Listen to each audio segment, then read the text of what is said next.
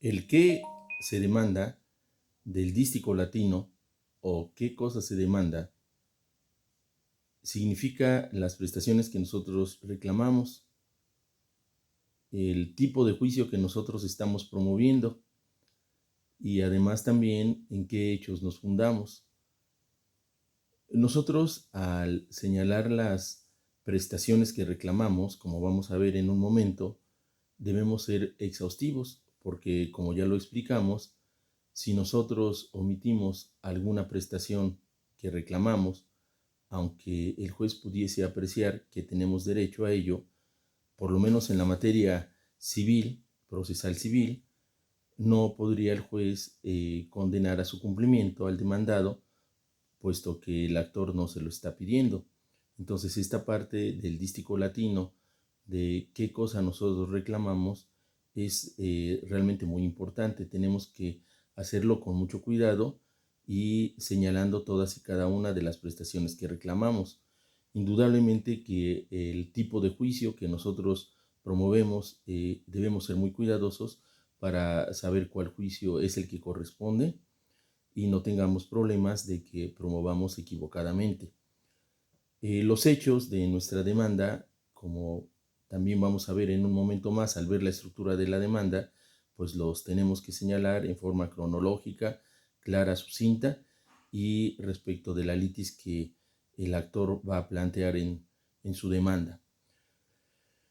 Cuando nosotros hablamos del derecho, que esa es la otra parte del dístico latino y otro de los requisitos de fondo de nuestra demanda, nosotros vamos a señalar las disposiciones legales en un orden jerárquico, partiendo de las disposiciones constitucionales, la legislación secundaria, las disposiciones de las leyes locales, los tratados internacionales se encuentran a la par de la Constitución cuando han sido aprobados también por el Senado.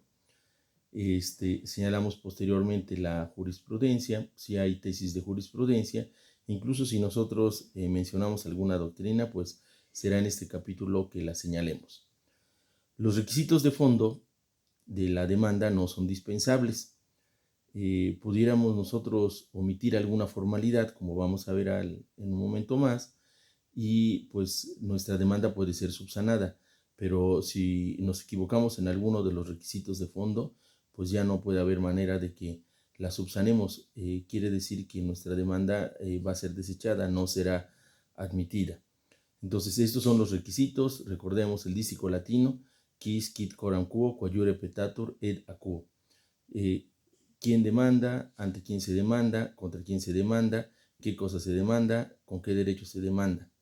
Entonces, ahora vamos a explicar los requisitos de fondo y recordemos, como también mencionamos ya en nuestra clase, en la ocasión anterior, que los requisitos de forma vienen en el capítulo de formalidades judiciales de nuestro Código de Procedimientos Civiles y que fue también ya un tema del desarrollo de nuestro programa, las formalidades judiciales.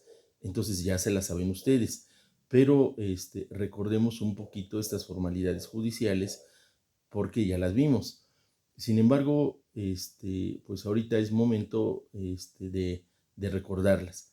Primero, recordemos que nosotros escribimos en el idioma castellano, lo hacemos en un medio que sea legible, o a máquina, o lo elaboran en computadora y lo imprimen. No podemos utilizar abreviaturas ni enmendaduras, no podemos hacer raspaduras en nuestras hojas. Nosotros si utilizamos una hoja, lo hacemos en hojas tamaño oficio. Recordemos que puede ir en nuestra hoja por el frente y por el reverso, también la podemos utilizar. Si la utilizamos por el frente, entonces le dejamos del margen izquierdo un espacio de 1/5 parte de la hoja, que más o menos si utilizan una máquina de escribir serán 25 golpes, y un margen derecho de 1 centímetro o 5 golpes de máquina. Si ocupamos la parte del reverso de nuestra hoja, pues entonces invertiremos los márgenes. El margen izquierdo, si es por el reverso, será de 1 centímetro, y nuestro margen derecho en el reverso será de 1/5 parte, o más o menos 25 golpes de máquina. Estos son los márgenes que nosotros utilizamos, pero no es obligatorio que ustedes utilicen el frente y el reverso, pueden utilizar solo el frente. En el caso de los litigantes no hay problema cuando las actuaciones se llevan a cabo ante las autoridades, y las autoridades sí, si dejasen de utilizar esta parte, la cancelarían para que no se le pueda agregar cosa alguna. Los litigantes podemos utilizar ambos lados de la hoja. Lo mismo que las autoridades, si hay un espacio que quede en blanco, lo van a cancelar para que nada se les pueda agregar. En el caso de los litigantes no. Nosotros podemos utilizar la letra que ustedes quieran, ¿verdad? En su computadora hay varias opciones, y también esa utilización de la computadora les permite que antes de que ustedes impriman hagan correcciones, de manera que pues casi ha quedado en la tradición la situación de que si nos equivocábamos, nosotros teníamos que cancelar la palabra equivocada con una línea punteada. Al continuar le poníamos la mención se dice y poníamos la palabra correcta. Hoy no, hoy ustedes ya la sacan impresa adecuadamente, y pues probablemente esta manera de salvar las correcciones ya no sea necesaria. Recuerden que las cantidades, las fechas, todas las vamos a escribir con letra, y recordemos, y hago hincapié en ello, que no con letra y con número, o sea, solo con letra. Si nosotros escribimos con letra y con número, pues no hay seguridad, porque no se sabe a cuál hacerle caso, y si le borrasen un número, pues ya sería una cantidad menor, o si le aumentasen un número sería una cantidad mayor, y entonces no se sabría a cuál atender, si a la letra o al número.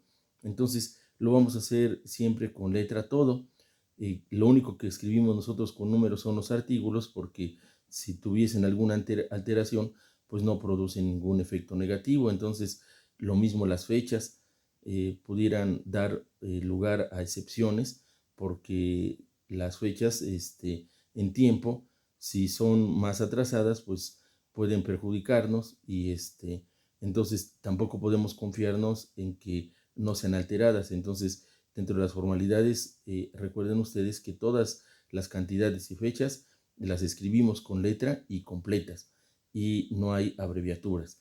Pues estas son las formalidades que utilizamos para todos los escritos, pero pues especialmente para nuestra demanda, y como nuestra demanda sirve como el escrito modelo para los escritos subsecuentes, pues es por eso que las recordamos en esta ocasión. Entonces, hemos visto requisitos de fondo y hemos visto requisitos de forma. Con esta información, pues vamos a ver hoy la estructura de nuestra demanda. Y miren, les comenté que para esta clase, pues, estuviesen preparados con una hoja tamaño oficio. No dicen las formalidades, y pues esa es una práctica que nosotros llevamos a cabo para alinearnos con las hojas que utilizan en las actuaciones judiciales. Pero espero que tengan a mano una hoja oficio para que vayamos nosotros desarrollando la estructura de la demanda. Es una hoja oficio, y nosotros aquí vamos a utilizar los dos lados de la hoja para explicarles cómo es la estructura de nuestra demanda. Miren, en la estructura de nuestra demanda, pues ya tenemos aquí su margen izquierdo de 1/5 parte, su margen derecho de 1 centímetro. En la parte superior derecha, nosotros vamos a, en la parte superior izquierda, perdón, o derecha pudiera ser también, no hay problema. Ustedes van a poner los datos más importantes de su juicio. Cuando estamos en la demanda, pues no sabemos el número de expediente, pero en los escritos subsecuentes desde la contestación, nosotros ya vamos a saber el número de expediente, y lo primero que vamos a poner nosotros es el número de su expediente. En la demanda no, porque no sabemos. Lo que sí sabemos es el tipo de juicio que nosotros vamos a promover y el nombre del actor o el demandado. Esta primera parte se llama la parte introductoria, y en esta parte introductoria nosotros vamos a anotar el juez. Ya saben, le ponemos honorable juez, o si son los magistrados, honorables magistrados, ante quien nosotros promovamos. Obviamente sabemos que la demanda pues no se promueve ante los magistrados, sino ante los jueces de primera instancia, pero en los escritos subsecuentes, si tuvieran que dirigirse a magistrados, pues esta es la parte donde se dirigen y se dirigen con respeto. Entonces el ciudadano juez, y lo pondríamos completo. Ya pusimos o vimos cuando vimos la parte del quién demanda, el actor acaba también en la parte introductoria. Ya sabemos que su nombre completo, el domicilio particular y su domicilio para recibir notificaciones personales, el nombre de su abogado o patrono y los datos de inscripción de su título en el tribunal, el nombre de las personas que están autorizados para recibir notificaciones personales. Aquí, a continuación, vamos a poner el tipo de juicio que nosotros promovemos y el nombre del demandado y el domicilio que le señalamos nosotros al demandado para ser llamado a juicio, para ser citado a la conciliación y también para ser emplazado en caso de que no comparezca a la conciliación. Ya él señalará el domicilio que vaya a tener para sus notificaciones personales. En esta parte introductoria también nosotros vamos a señalar las prestaciones que nosotros estamos reclamando. Y miren, acá hay algo muy importante. Nosotros pues tratamos de darle una presentación adecuada a nuestra demanda, pero como es una forma de comunicación con el juez y en forma indirecta con el demandado, pues nuestro objetivo en toda comunicación es que haya una comunicación pues que se pueda entender. O sea, en el caso del actor pues es el emisor de esa comunicación, entonces es responsable de la pues buena presentación que tenga su comunicación y también de que lo que diga se entienda. Como nuestra demanda, llamada también, recordarán, libelo, porque es como un libro pequeñito y lo vamos a ver ya casi al concluir esta explicación, pues tiene varios capítulos. Estamos viendo este primer capítulo de nuestra parte, de nuestra estructura, que es la parte introductoria. ¿Cuáles son los otros capítulos? Pues son el capítulo de prestaciones, que está también en la parte introductoria, el capítulo de hechos, el capítulo de derecho, el capítulo de prueba y el capítulo de peticiones. Entonces, para distinguir uno de otro capítulo, que haya un documento entendible, pues nosotros vamos a ir distinguiendo las partes de ese capítulo con distintas formas de dividirla o distinguirla. Podemos hacer, por ejemplo, estas prestaciones en orden alfabético y con letra mayúscula. La primera prestación le ponemos A mayúscula, B mayúscula la segunda, y así en forma subsecuente. Entonces, nuestro primer capítulo de prestaciones, pues nosotros lo dividimos con letras mayúsculas. Por ejemplo, pudieran ustedes utilizar a lo mejor números arábigos, 1, 2, 3, 4, o números romanos, o números cardinales, o poner con letras completas primera, segunda, tercera, etc. Pero siempre que se vea un capítulo distinto de otro. En este caso escogimos en orden alfabético y letras mayúsculas.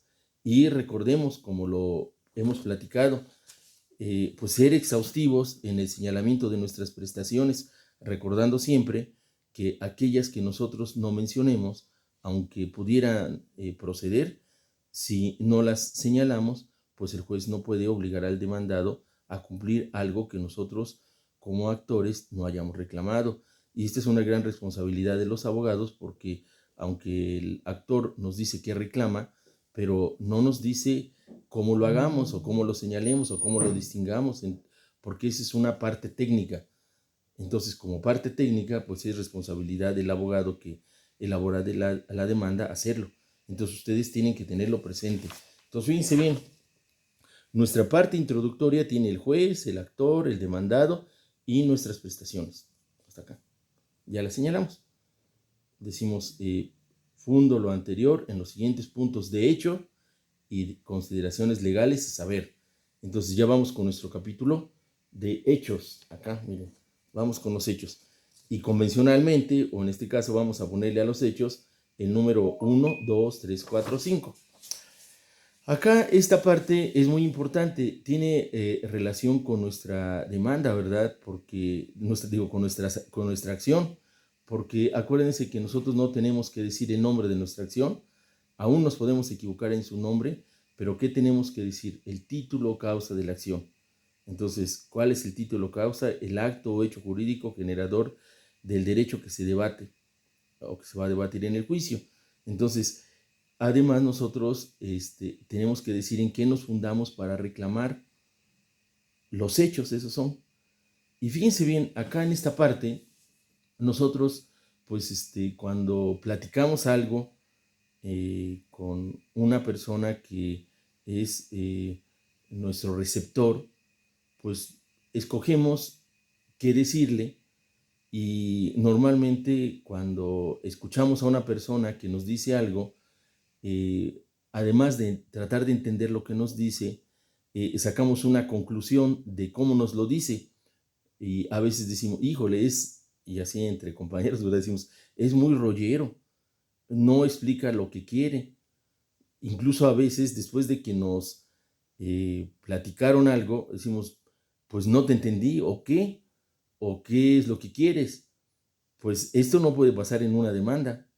Entonces hay reglas para describir los hechos. Esas reglas, ¿cuáles son? Fíjense bien. Los hechos que nosotros referimos en nuestra demanda tienen que ser obviamente relacionados con nuestra acción, con la litis que vamos a plantear, con lo que nosotros estamos reclamando, en forma directa. ¿Qué quiere decir esto? Fíjense, si nosotros fuésemos a presentar una demanda de divorcio incausado unilateral, o sea que nada más uno de ellos van a saber más adelante que además, independientemente de que sea unilateral o bilateral, tenemos que presentar una propuesta de convenio. Pero imagínense ustedes que nosotros en la demanda pensáramos que hay que decirle al juez los hechos desde el noviazgo, o describirle específicamente algún hecho muy significativo del noviazgo que les gustó, a lo mejor un día que fueron al cine o que fueron a comer, pues se reirían de ustedes o de quien lo haga así. Eso no tiene sentido. O sea, los hechos que se tienen que relacionar son los hechos relacionados con la acción, con el litigio, y lo tenemos que hacer en forma cronológica, sucinta y clara. Si nosotros vamos a decir los hechos en una demanda de divorcio incausado, bueno, pues nuestro primer hecho tiene que ser cuando se casaron, con fecha fulana de tal, ante el juez del registro del Estado Civil de las personas, contrajimos matrimonio civil bajo el régimen de sociedad conyugal, el hoy promovente y mi demandada, señora fulana de tal, ya. ¿Cuál será el hecho subsecuente? Bueno, que establecieron su domicilio familiar, lo separamos, porque un hecho es que se casaron, otro que establecieron su domicilio familiar. Después que procrearon hijos, tantos hijos, y sus nombres y las fechas en que los procrearon. Y después, hoy no tenemos que decir la causa del divorcio, simplemente que por la situación de convenir hacia sus intereses personales viene a promover el divorcio incausado unilateral y que acompaña el convenio correspondiente. O sea, ordenan los hechos de manera, acuérdense, cronológica, cómo ocurrieron en el tiempo, de atrás hacia adelante, de manera clara. Sucinta quiere decir, en resumen, no le podemos decir así un rollo al juez, o sea, tienen que ser claros y sucintos. Y fíjense bien, nosotros distinguimos un hecho de otro. No podemos nosotros en nuestro capítulo de hechos, en un mismo hecho, decir varios. O sea, tenemos que aprender a ordenarlos y a separarlos. Un hecho, otro hecho y otro hecho más. No hay un límite para los hechos que nosotros tengamos que señalar. Vamos a pensar aquí en este pequeño documento que les hice para que ustedes puedan ver. Le pusimos un hecho, dos hechos, tres hechos, cuatro hechos y cinco hechos. Normalmente nuestras demandas tienen 5, 7 hechos. Ya no más, o sea, salvo que fuese una situación especial donde nosotros tendríamos que señalar varios. En el capítulo de Hechos también hay una reflexión verdaderamente importante que tenemos que hacer nosotros. Tiene relación ya con, pues, las reglas de la prueba que vamos a ver más adelante, pero también con algo que tienen ustedes que saber desde este momento. Ya un poco lo hemos platicado en clases anteriores, pero ahorita lo vamos a recalcar.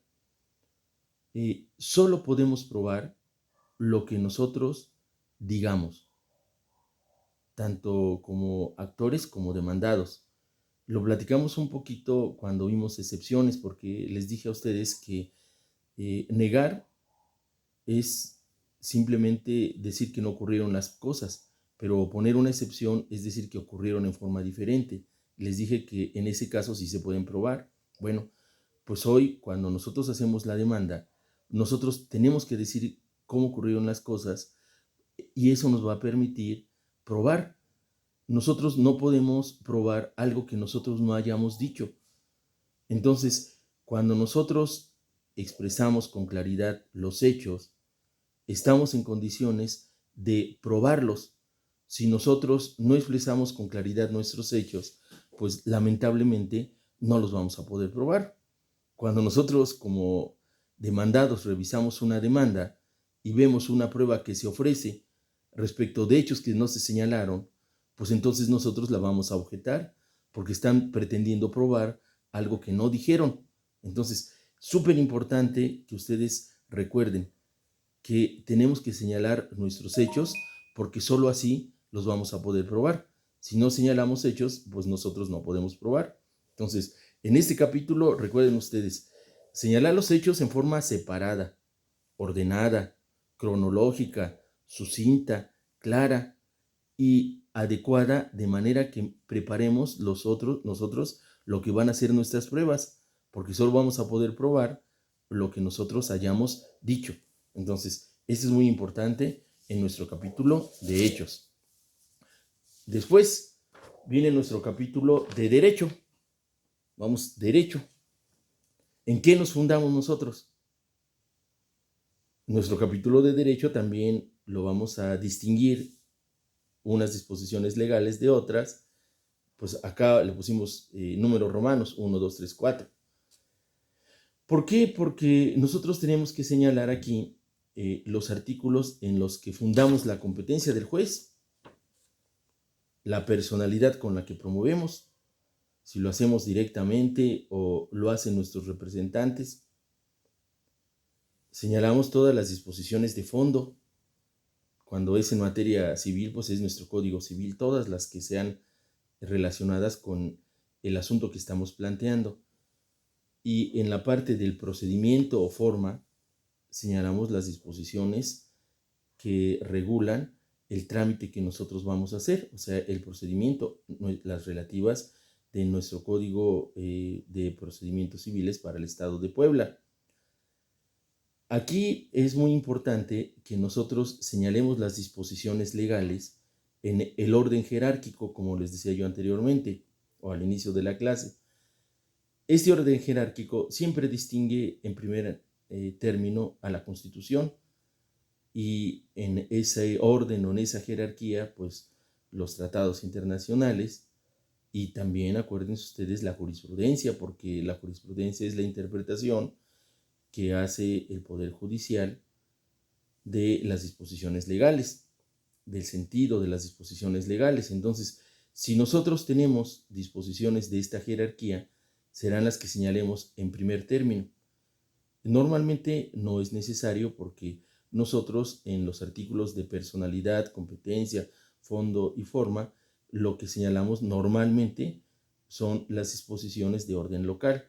Pero si hubiese, pues nosotros las tenemos que señalar en ese orden. Primero, las constitucionales, tratados, jurisprudencia. Después, la legislación secundaria, si tenemos que señalar disposiciones de la ley de educación, de la ley agraria, de la Ley Federal de Trabajo, pues lo haremos a continuación. Después señalamos las disposiciones locales, nuestro Código Civil, de procedimientos civiles, nuestra Ley Orgánica del Poder Judicial del Estado, etc. Después, si hay tesis de jurisprudencia, que son interpretaciones que todavía no alcanzan el grado de jurisprudencia, son los criterios que van sentando el Poder Judicial Federal, lo señalaremos, e incluso les comento que podemos señalar nosotros la doctrina, que no tiene un carácter obligatorio, pero a veces nosotros la mencionamos porque queremos orientar la interpretación del juez. En resumen, acá recuerden artículos relativos a la competencia, a la personalidad, al fondo y al procedimiento o las disposiciones instrumentales. Y lo hacemos en ese orden jerárquico. Normalmente las únicas disposiciones, como les vengo diciendo, que señalamos, son las disposiciones de orden local. Ahora, recordemos algo de nuestro cuadrito o nuestro esquema de la instancia o el proceso o procedimiento que se inicia con una demanda acompañada de pruebas. Cuando a mí me tocó estudiar, pues solo se iniciaba con la demanda y las pruebas se ofrecían y se desahogaban después de la contestación de la demanda, pero hoy, por economía procesal y acumular y tratar de que se obtenga un resultado más rápido, que tengamos acceso a la justicia en forma más pronta, pues hoy en la primera fase de la demanda también se acompañan las pruebas. En este caso, pues no se preocupen porque lo que corresponde al capítulo de pruebas, pues vamos a desarrollar un tema específico que nos va a llevar varias clases, donde pues sepan cuáles son los medios de prueba que se pueden ofrecer, cuáles son los requisitos y el valor jurídico de las pruebas. Acá solo les ponía yo de ejemplo, o les puse de ejemplo, que pueden ofrecer ustedes, por ejemplo, la prueba documental pública y privada, la prueba declaración de partes, la prueba testimonial, la prueba presuncional, la inspección judicial, etc. Acá les vamos ofreciendo. También nuestro capítulo de pruebas lo podemos distinguir o enumerar ahora en forma distinta. Ahora le podemos poner pues la prueba 1, la 1.1, la 1.2, de manera que ustedes distingan y se vea que el capítulo de pruebas es un capítulo distinto. ¿Cuál es la finalidad? Pues que el receptor, que es el juez, entienda que aunque forma parte del mismo documento, pero que corresponde a un capítulo distinto, ¿verdad? Entonces, nosotros nos pretendemos cerciorar que haya una comunicación adecuada. Entonces, ponemos pruebas. Ya que pusimos las pruebas, pues relacionadas con los hechos, porque acuérdense que no podemos probar lo que no hayamos dicho, o sea, solo vamos a probar lo que hayamos dicho. Entonces, todas nuestras pruebas van relacionadas con nuestros hechos. Vamos a pedirle al juez lo que queremos de él en el capítulo de peticiones. Y fíjense bien, aquí tenemos que hacer una distinción que, aunque parezca ocioso, es útil. Las peticiones son diferentes de las prestaciones. Las prestaciones es que queremos que nos pague el demandado, que nos devuelva, que firme una escritura. Y las peticiones se las hacemos al juez. ¿Qué le vamos a pedir al juez? Pues le vamos a pedir que nos tenga por presentados formulando nuestra demanda en contra de la persona X, que se le cite a nuestro demandado en el domicilio que señalamos a la audiencia de conciliación, que de fracasar la conciliación, pues se le emplace al demandado para que en el improrrogable término de X días, ya sabemos que son 12 en materia procesal civil, pues dé contestación, apercibido de que de no hacerlo se le tendrá por contestada negativamente la demanda en todos sus términos.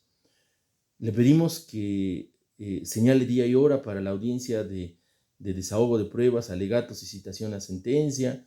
Le podemos pedir desde acá, ¿verdad? Aunque iniciamos el juicio, que previos los trámites de ley y la tramitación correspondiente se dicte sentencia en nuestro favor, condenando al demandado.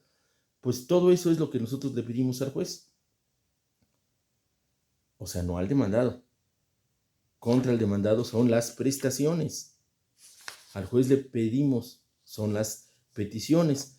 Y también nosotros vamos a distinguir una petición de otra en un orden. Acá le vamos a poner primero, segundo y tercera petición con letras mayúsculas para que se distinga el capítulo de peticiones de los demás capítulos. Ahí sí está terminando nuestra demanda. Como este es una estructura lógica, pero resumida, pues no se aprecia lo que ocurre en la realidad. En esta parte ya nosotros llevamos gastadas a lo mejor 3, 4 o 5 hojas de los dos lados. Acá solo ocupamos una, ¿verdad?